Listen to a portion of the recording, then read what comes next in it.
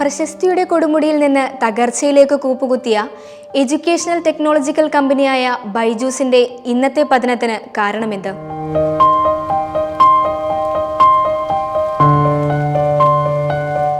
വളരെ ചുരുങ്ങിയ കാലയളവിൽ തന്നെ മലയാളികൾക്കിടയിലും മറ്റ് ലോകോത്തര രാജ്യങ്ങളിലും ബിസിനസ് മേഖലകളിലും തൻ്റെതായ വ്യക്തിമുദ്ര പതിപ്പിച്ച ഒരു സ്റ്റാർട്ടപ്പ് സംരംഭമായിരുന്നു ബൈജു രവീന്ദ്രൻ എന്ന മലയാളിയുടെ Byju's learning app.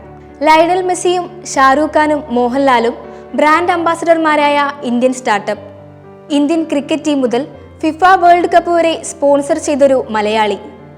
ഹാർഡ്വേർഡ് school of business education പഠന വിഷയമാക്കിയ ബിസിനസ് ഐഡിയ. ഇതൊക്കെയായിരുന്നു കുറച്ചു നാൾ മുമ്പ് വരെ ബൈജൂസ് ആപ്പ്.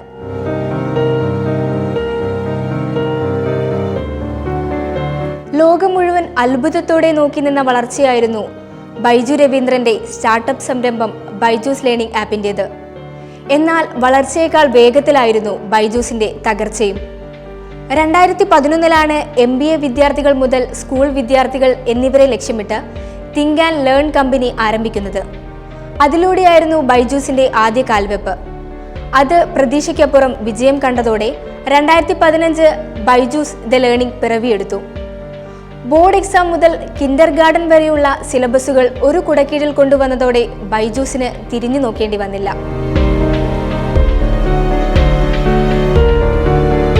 അതേ വർഷം പ്രമുഖ സ്ഥാപനമായ സിക്കോയ $25 മില്യൺ ബൈജൂസിൽ നിക്ഷേപിച്ചപ്പോൾ 2016 ചാൻ സക്കർബർഗ് $50 മില്യൺ നിക്ഷേപിച്ചത്.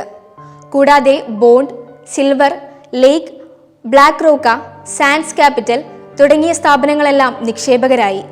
പിന്നാലെ ഷാരൂഖ് ഖാനും മെസ്സിയുമെല്ലാം ബ്രാൻഡ് അംബാസഡർമാരായി എത്തിയതോടെ പ്രസക്തിയുടെ കൊടുമുടിയിലെത്തി ബൈജൂസ്. തുടക്കത്തിൽ തന്നെ വലിയ ഉയർച്ച കൈവരിച്ച ബൈജൂസിന്റെ യഥാർത്ഥ ട്വിസ്റ്റിന് വഴിതെളിച്ചത് കൊറോണ കാലത്തെ ലോക്ക്ഡൗൺ ആയിരുന്നു.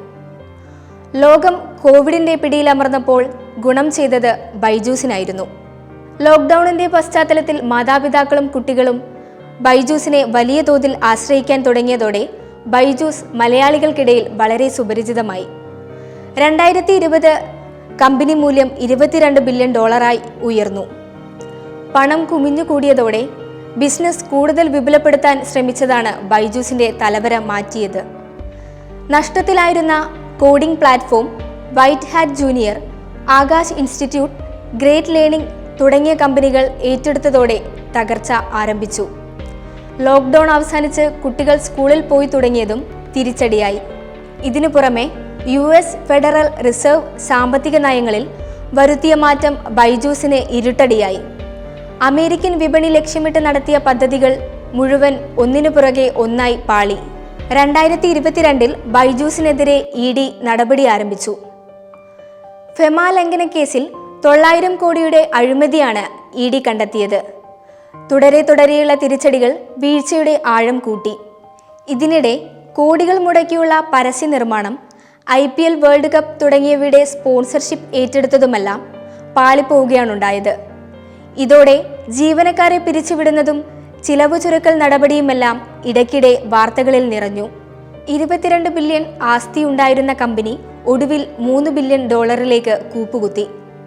ബൈജൂസിൽ ഇനി എന്ത് സംഭവിക്കുമെന്നത് ചോദ്യചിഹ്നമായി തുടരുന്നു.